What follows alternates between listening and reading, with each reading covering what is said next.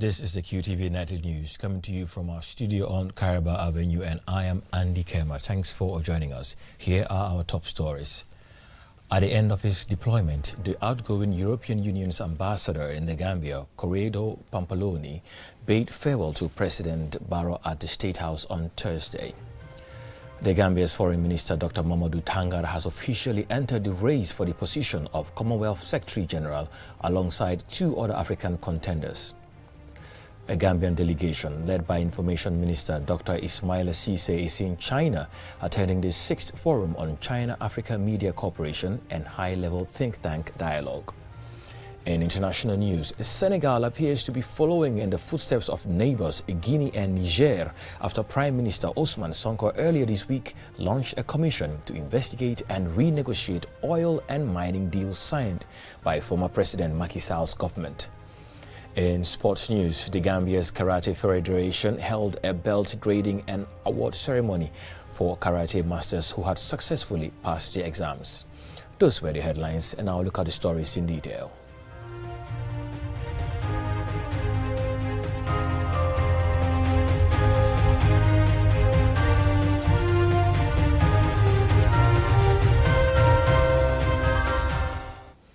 If you're just tuning in, this is QTV News. The European Union's ambassador in the Gambia, Corrado Pampaloni, bade farewell to President Barrow at his office in Banjul on Thursday. Afterwards, he addressed the media. The ambassador expressed appreciation for the strong partnership between the EU and the Gambia. Loli M. Kamara tells us more. Shortly after a closed-door meeting with the president, the European Union's departing ambassador to the Gambia, Corrado Pampaloni, who is also the EU's head of delegation in the Gambia, praised the country's progress in democracy, human rights and economic growth. I came here in reality to bid farewell to the president. I wanted to thank His Excellency for the good cooperation that we had for almost 4 years with the country.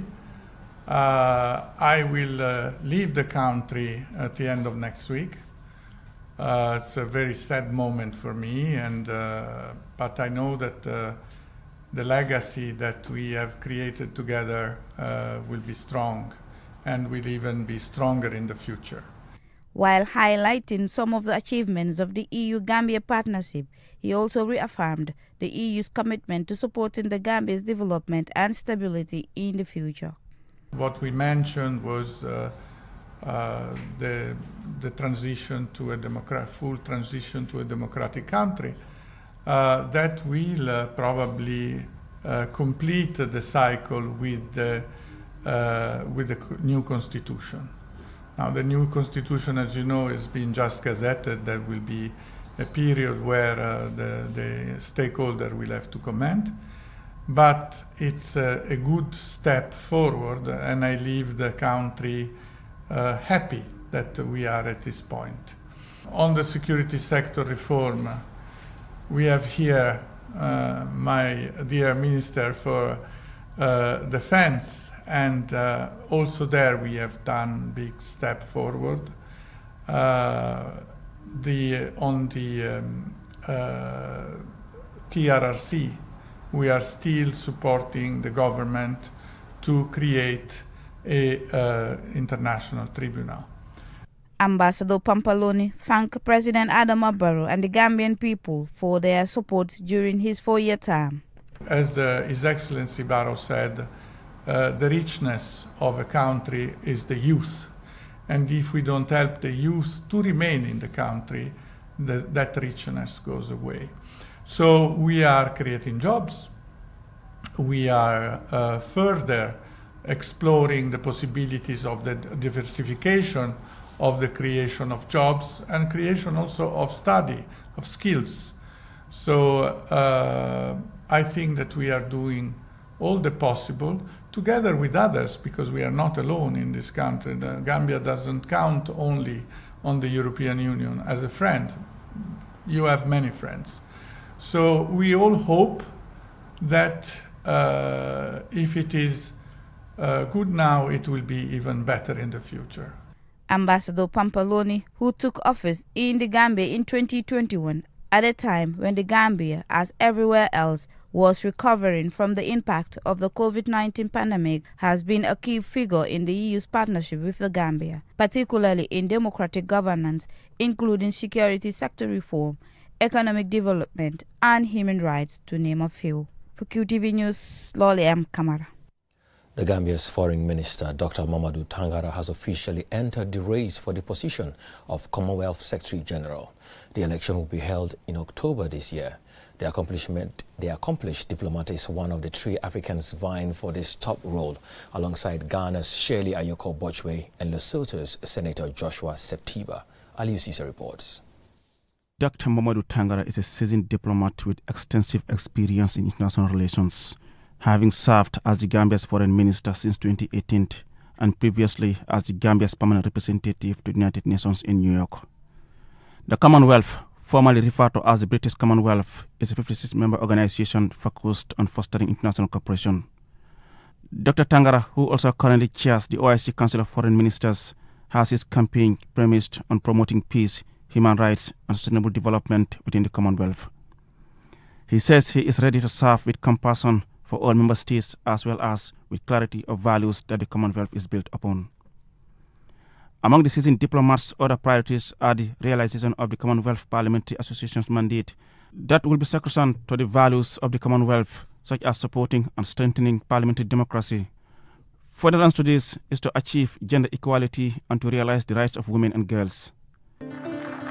I used to say that the scent of success smells like team spirit. But even when you have team spirit and you don't have a good leader, it will be difficult to achieve what you will achieve. Many Gambians, including President Barrow, have welcomed and endorsed Minister Tangara's candidacy. I am pleased to unconditionally endorse the candidature of Dr. Mamadou Tangara for appointment to the position of Secretary General of the Commonwealth of Nations, President Barrow said in a statement. Tangara holds 2 master's degrees and a PhD in social sciences and has a background in academia, including serving as a lecturer and University Council President. If elected, Dr. Tangara will succeed Baroness Patricia Scotland Casey as the 7th person to hold the post and will be the 2nd African to do so, after Chief Emeka Anyauku of Nigeria, who served between 1990 and 2000. We wish him all the best. Reporting for QTV News, I am Aliu Cesar. A Gambian delegation led by Information Minister Dr. Ismaila Ceesay is in China, attending the 6th Forum on China-Africa Media Cooperation and high-level think-tank dialogue. QTV's Jennifer Sonko engaged the minister and the Director General of the Gambia Radio and Television Services, Abdoulaye C., and this is her report. The Forum on China-Africa Media Cooperation and High-Level Think Tank Dialogue was founded in 2012. The convergence brings together information ministers and heads of media organizations and serves as a platform for exchanges, dialogue, and to promote practical cooperation between the Chinese and African media. According to Chinese media reports, the forum has resulted in over 60 cooperation achievements, playing an active role in upholding the spirit of China-Africa friendship and cooperation.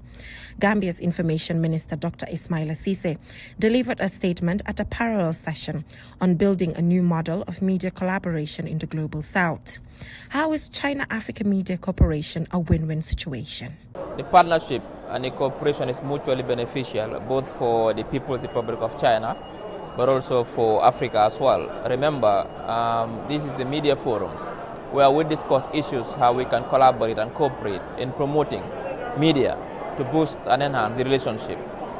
Issues of co-creation, co-production, but also content sharing, where African content will be played on Chinese media, but also Chinese content be played on African media. This will help our people to understand each other's history, each other's tradition, each other's culture, but also each other's development trajectory, but also understand our historical convergence, particularly during the post-colonial period. Although the Chinese government partners with private media, public media remains the bigger priority, with its mandate to serve the public. There has been a long-standing partnership between the Chinese government and the Gambia Radio and Television Services, providing technical and financial support, and over the years sent journalists from the Gambia state broadcaster to participate in the China International Press Communication Center Fellowship. Abdoulaye C. is the Director General of GRTS. Gambia Radio and Television, as you said, is the public broadcaster of the Gambia. Cooperating with China, CGTN and others will help to modernize the radio and television. How? Technical cooperation, training programs, infrastructural development, as well as equipment provision. From here, we're going to an expo where we'll see modern or latest technology being used in radio and television programming. When we get hold of that, that will really reposition GRTS and put it on a very, very solid foundation. The Chinese communication group, that is China Media Group, they came to the Gambia. They seen what we have been doing and they were so impressed and they wanted to support us, join hands with us to move us to another level. On the sidelines of the forum, the Gambia's Ministry of Information signed an MOU with the Ministry of Radio and Television Administration in China. The MOU will promote and facilitate cooperation between broadcasters, radio and television of both countries in joint coverage, content exchange including documentaries and dramas. There has been increased media exchanges between China and Africa. This is significant because digital revolution is accelerating and new opportunities are emerging, and this is because of AI, 5G and cloud technology. And the African continent needs the expertise and China needs the global growth to further invent. Reporting for QTV News from Beijing, I am Jena Basanko.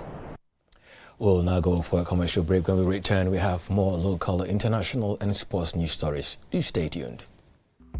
Need a quick car service? Espas Motors has got you covered. From quick scans to oil changes and fuel filter replacements, we handle it all within an hour. Take advantage of our exclusive promotion with 35% off labor and 10% off service.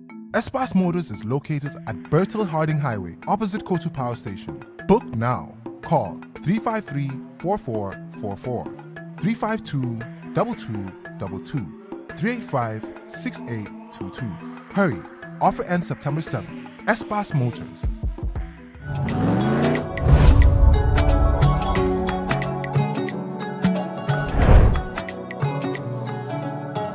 Welcome to the future of transportation in the Gambia.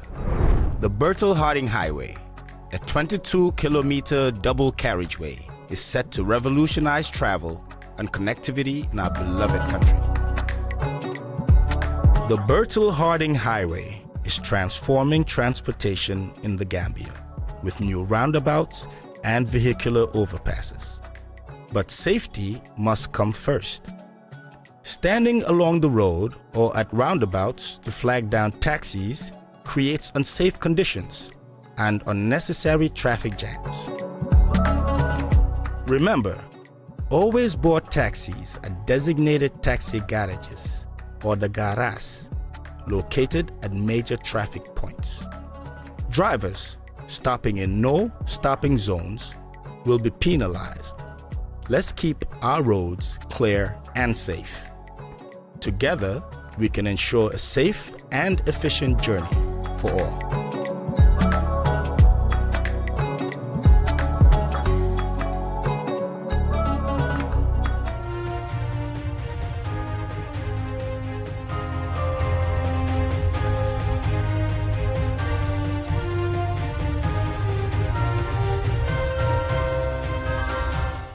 Welcome back, and this is QTV News. The Federation of Gambian Muslim Youth, Figami, in collaboration with JUST, Assistant Youth Organization in Senegal, over the weekend commenced their 12th International Conference on the theme Combating Gambling and Drug Abuse across the Senegambia region. Julian Jai has more. The joint summer camp held at the Direct Aid Center in Banjulunding in the West Coast region featured 200 participants. The event aims to empower and educate participants with essential life skills, leadership qualities, and a strong foundation in Islamic values. Ibrahima Cisse, president of Figami, says the organization was established to unite Muslim youths to serve our country for the sake of Allah. We are peace-loving people, God-fearing people, cultural people. In fact, the only country throughout our history when we travel across the continent where you have two tribes making jokes of each other and peace comes out of it. That's what we wanted to maintain. Bab Abbas Drame, president of JUST movement in Senegal, calls on young people, especially the participants, not to discriminate or sideline gamblers and drug users, but rather advise and guide them through the right path. sunu ustaas bi wax naan mu ne las naa qudaatu nahnu du'aat nee na ñun duñu ay attekat. We are not judges. We are servants who advocate goodness. Those that are involved in the use of such substances in our homes and neighborhoods. If we approach them properly, maybe we can change their behavior and bring them back to goodness. Usman Sow, Director General of the State Intelligence Services, SIS, expressed delight at being able to associate with such an initiative. Standing in this Jama Hall is very important to me. Listening to you about the values or the principles, you may want to call them. The three mentioned here, one of them is about education and skills. And I think you could not have got a better message for a youth than that. Education is the social power equalizer. Madam Aisatundao, Vice Principal of the Gambia College, the guest speaker at the event, says the youths who are supposed to be the vibrant heartbeat of our society are instead increasingly succumbing to the dangers of gambling and drug abuse. We have a great urgency and a concern, especially in the Gambia and in Senegal. Because when we say Gambia, when we say Senegal, I think it is one. Looking at the alarming rate of gambling and drug abuse among our young people. Who are our young people? In the Gambia, when you look at it, almost about 60% are young people. The age 18 to 35 is about 58%. Here is Ibrahim Abba, Director of Figami Youth Camp. This conference is being discussed there, and thanks to the intervention of the President, his personal intervention, we are able to secure these premises. It would have been anywhere, but they feel this conference should be staged in such a manner that befitting the youth of this country. The camp revolves around the propagating of Islam, the teachings of the Quran, and following the life of Prophet Muhammad, peace be upon him. For QTV News, I am Julden Yai. We'll now take a look at news outside the country.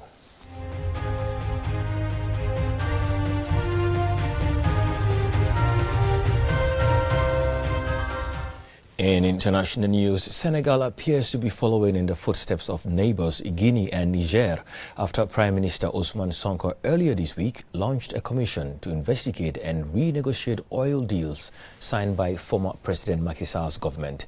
In this report by Ansumana Esonyasi, narrated by Rohi Samba, we take a look at what this means for the country and its impact on the future of African states and Western-owned oil companies. Earlier this year, military rulers in Guinea and Niger announced the renegotiation of oil deals signed by their predecessors, which they deem unfavorable to their respective countries. And following the change of government earlier this year, Senegal's new government has taken steps to fulfill a major campaign promise to review and renegotiate oil and mine deals signed by their predecessors. However, this development appears to follow a pattern described by political commentators as a wave of protests by Francophone countries in West Africa to stop the exploitation of their resources at their expense by Western-owned companies who use corrupt leaders to sign bad deals. At the launch of the commission on August 19th, Prime Minister Ousmane Sonko, whose government appears to have taken a cue from neighbors Guinea, Niger, and Mali, emphasized that the drive is to rebalance the energy contracts in the national interest. It is interesting to note that this move comes 2 months after Australian Woodside Energy announced its Sangomar oil and gas field had produced its first oil, while leaders in Niamey and Conakry have decided to create blocks where discoveries have been made. Senegal's leaders chose a more moderate approach, and meanwhile, it remains to be seen what the Commission's recommendations will be and what effect it will have on the prevailing deal signed by the former President Sallah's government. What is clear is that these Francophone neighbors are determined to have deals that give their countries better shares. Senegal's move to join neighbors Guinea and Niger in reviewing oil deals also followed President Faye's promise of transparency and complete audits in mining oil and gas sectors. In his first month in office, his long-term political brother, Prime Minister Ousmane Sonko, also vowed to ensure equitable terms for Senegal against multinational corporations. Meanwhile, In a sign of hope for the future, Senegal earlier this week successfully launched its first ever satellite. This event marks a historic turn in Senegal's pursuit of technological advancement and a major step towards the institution of technology-driven development. Ignition and liftoff. Reporting for QTV News, I am Rahizam. We'll now take a look at the latest in sports.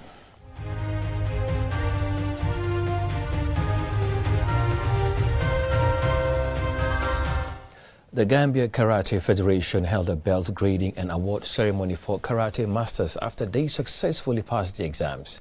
The ceremony was held at the Latrikunda Upper Basic School Hall. Our sports reporter Mamadou Tangara reports.